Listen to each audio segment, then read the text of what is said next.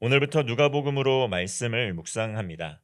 이 누가복음은 누가가 기록을 했습니다. 이 누가는 이 외에도 이 사도행전을 기록을 했습니다. 누가복음과 사도행전을 하나의 책으로 보고 있습니다. 이 누가는 그 직업이 의사이고 또한 이 복음서 저자 중에 이 유일한 이방인입니다.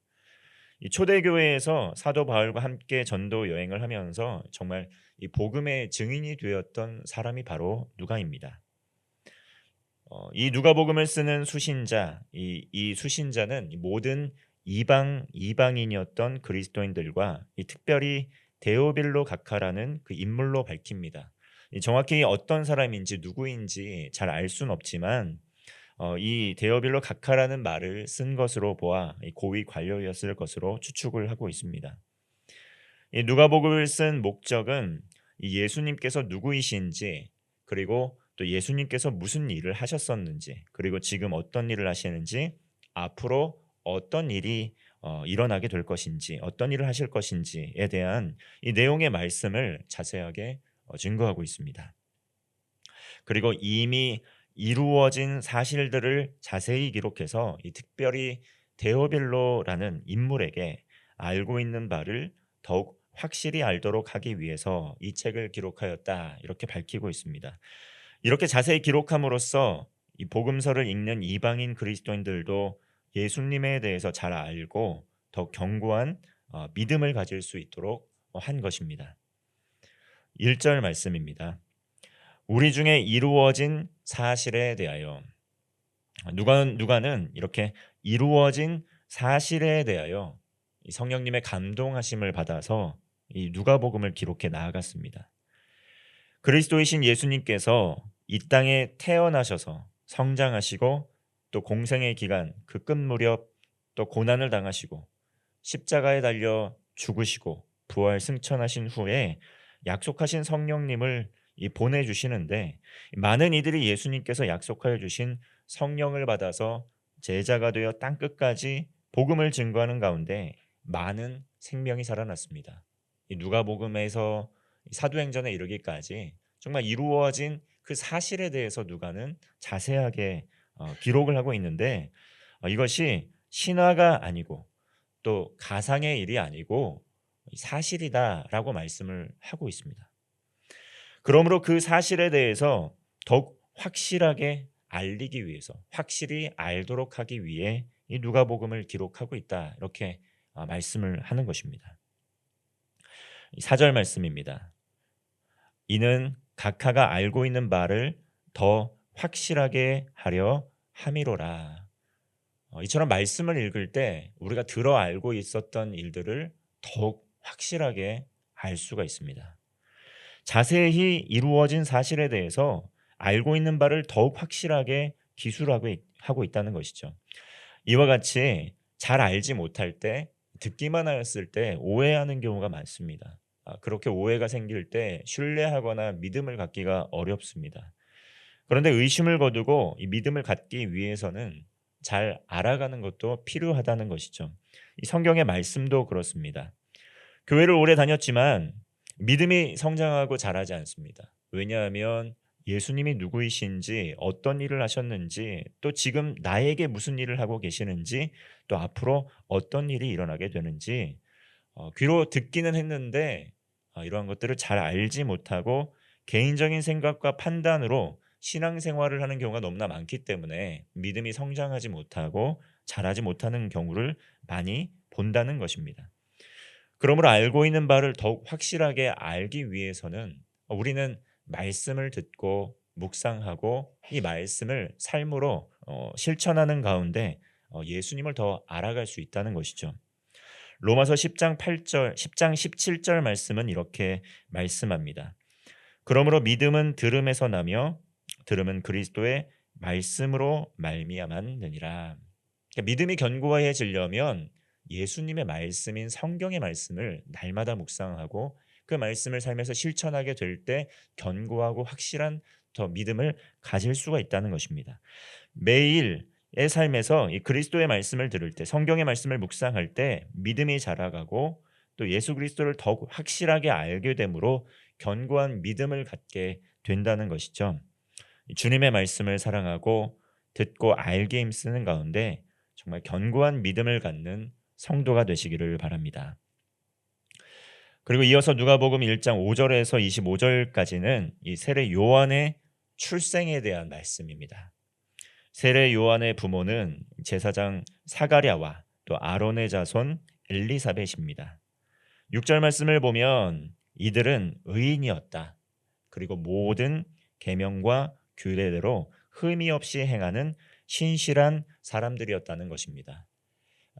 그런데 하나님 앞에 정말 바르고 신실하게 정말 살아갔음에도 불구하고 한 가지 어려움을 겪고 있었는데 그것이 무엇이냐면 이들에게 아이가 없었다는 것입니다. 7절 말씀입니다. 엘리사벳이 잉태를 못함으로 그들에게 자식이 없고 두 사람의 나이가 많더라. 이렇게 사가랴와 엘리사벳 사이에는 자녀가 없었고 또 더욱이 그들은 나이도 많았습니다. 그런 상황 속에서 사가랴가 여느 때처럼 기도하게 될 때 그 기도가 상달이 되어서 주의 사자인 천사 가브리엘이 나타나서 사가랴와 엘리사벳 사이에 아이가 잉태되어 아이가 출생하게 될 것이다. 탄생하게 될 것이다. 이렇게 말씀하고 있습니다. 그리고 그 아이가 정말 많은 이들을 하나님께 돌아오는데 기여하는 큰 인물이 될 것이다. 이렇게 예언의 말씀을 전해주고 있습니다. 17절 말씀입니다. 그가 또 엘리야의 심령과 능력으로 주 앞에 먼저 와서 아버지의 마음을 자식에게 거스르는 자를 의인의 슬기에 돌아오게 하고 주를 위하여 세운 백성을 준비하리라. 그 아이가 태어날 뿐만 아니라 귀한 사명이 있다는 것을 말씀하여 줍니다. 이렇게 세례 요한이 이 후에 고백하였던 것처럼 정말 이 아이는 예수 그리스도의 오심을 준비하기 위한 이 사명을 태어나기 전부터 받았을 뿐만 아니라 그 이후에도 잘 수행하며 살아가는 것을 보게 됩니다. 이처럼 세례 요한은 이삭과 같이 또 사무엘과 같이 정말 아이가 잘 생기지 않아서 어려움을 겪는 가정에서 하나님의 은혜로 태어났습니다. 그 가운데 얼마나 기쁘겠습니까? 그런데 그 아이가 태어나게 된 것이 개인적인 기쁨으로 그치는 것일 뿐만 아니라 정말 많은 이들을 이롭게 하는 귀한 사명을 어렵게 태어났지만 그 귀한 사명을 또 맡고 가지고 태어난 아이라는 것이죠. 그러나 먼저는 이 18절 말씀을 보면 사가랴는 이렇게 반응합니다. 나는 늙고 아내도 나이가 많기 때문에 불가능할 것입니다. 라고 이렇게 반응을 합니다. 믿지 못하는 것이죠. 그러나 이런 모든 일들이 하나님의 예정하심 가운데 하나님의 은혜 가운데 하나님의 특별한 역사 가운데 일어날 것임을 다시 한번 말씀하고 있는 것입니다. 그렇게 사가랴는 세례 요한이 탄생할 때까지 일시적으로 말을 하지 못하게 됩니다. 이처럼 하나님께서는 사가랴와 엘리사벳이 잊고 포기하였던 간절한 기도에도 응답하여 주십니다. 정말 하나님 앞에 신실하게 의롭게 경건하게 이 말씀 앞에 삶을 드리다 보니까 이 하나님께서 이 가정 가운데 귀한 사명을 맡길 귀한 생명을 주셨던 것입니다. 심지어 나이가 많이 들어서 잊고 포기하였던 기도조차도 들으시고 응답하여 주셔서 그 귀한 은혜를 허락하여 주신 것입니다. 그 귀한 생명을 통해 개인적으로 가정적으로 기쁠 뿐만 아니라 이스라엘의 영혼들 수많은 사람들을 살리는 귀한 사명을 감당하는 아이로 자라나게 됩니다.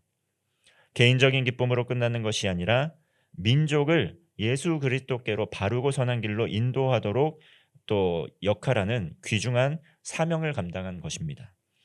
이처럼 하나님께서는 경건하고 신실한 하나님의 사람들의 기도를 들으시고 응답하시는 하나님입니다. 심지어 잘 응답되지 않아서 지칠지라도 믿음으로 살아가는 그 하나님의 사람들의 기도를 하나님께서는 기억하시고 반드시 응답하시는 하나님이십니다. 하나님께서 은혜를 주시고 그리고 맡겨주신 사명은 무엇입니까? 은혜를 주시는 이유는 무엇입니까? 개인적인 기쁨으로 끝날 뿐만 아니라 많은 영혼들을 살리고 많은 영혼들을 주님께로 돌아오게 하는 그 사명을, 거룩한 사명을 맡겨주시는 가운데 풍성한 은혜를 또한 허락하여 주시는 것입니다.